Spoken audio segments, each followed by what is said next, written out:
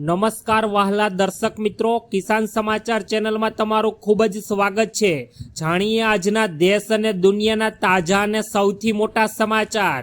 ગુજરાત પર આવી ચડી મોટી આફત, મિની વાવાઝોડું। તુલસી શ્યામમાં જોવા મળ્યો ભારે વરસાદ। રિક્ષા ચાલકોમાં જોવા મળી રહ્યો છે અત્યારે ભારે વિરોધ અને બેંક હડતાલને લઈને અત્યારે આવી ગયા છે મોટા સમાચાર। આ તમામ અગત્યપૂર્ણ અને મહત્વપૂર્ણ સમાચાર જાણીએ તે પહેલા મિત્રો એક ખૂબ જ ખાસ અનુરોધ છે કે કિસાન સમાચાર ચેનલને જરૂરથી સબસ્ક્રાઇબ કરી વિડીયો લાઈક કરી દેજો। આજના સૌથી મોટા સમાચાર। ગુજરાત પર આવી ચડી મોટી આફત, મિની વાવાઝોડું સાથે કેટલા ગામો થયા ધરાશાય।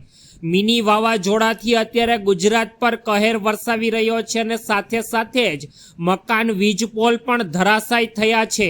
દાહોદ જિલ્લામાં ગઈકાલે વહેલી સવારથી જ ભર ઉનાળે ગાજવીજ અને તોફાની પવનો સાથે કમોસમી વરસાદ ખાબકી પડતા ખેડૂતોને પણ ભારે નુકસાન થયું છે।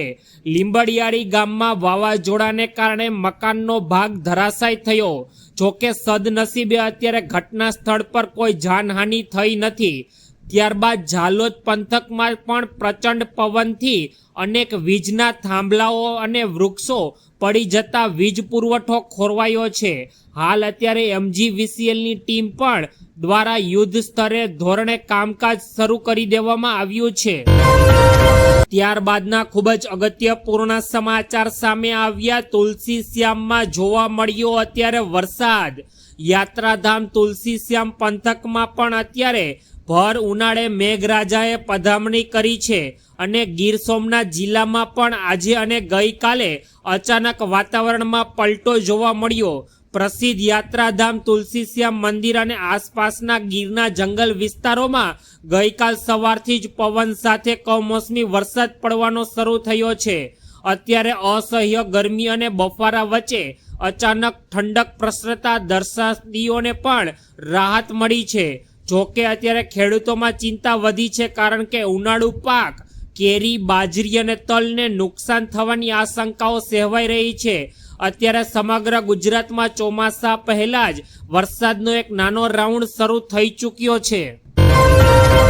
ત્યારબાદના ખૂબ જ ઉપયોગી પૂર્ણ સમાચાર। રિક્ષા ચાલકોમાં ભારે વિરોધ જોવા મળ્યો। અત્યારે ગુજરાત રાજ્યમાં રિક્ષા ચાલકો દ્વારા અત્યારે વિરોધ પ્રદર્શન કરવામાં આવી રહ્યો છે કારણ કે મિત્રો વાત એમ છે કે રિક્ષા ચાલકોને રેપિડોને કારણે નુકસાન જાય તેવી સ્થિતિ આવી છે।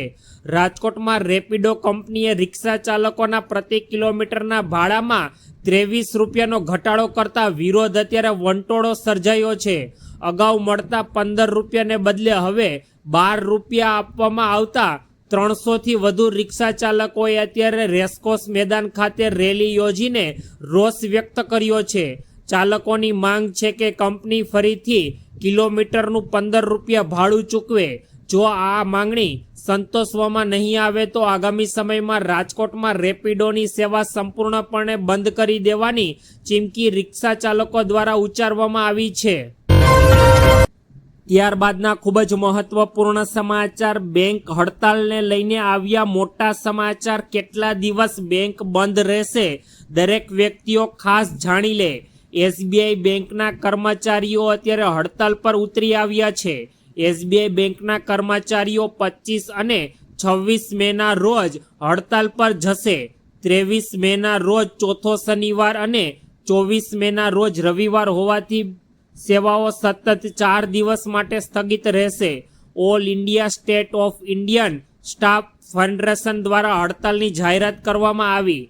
કર્મચારીઓની માંગણી કરી રહ્યા છે કે સ્ટાફની અછત, ભરતી અને પેન્શન સંબંધિત સમસ્યાઓનું નિરાકરણ લાવવામાં આવે। ચેક પ્રોસેસિંગ અને રોકડ જમા કરાવી જેવી સેવાઓ પણ અત્યારે ઉપલબ્ધ રહેશે નહીં। અત્યારે આવનારા દિવસોમાં બેંક બંધ રહેવાની છે તેની દરેક વ્યક્તિઓએ નોંધ લે।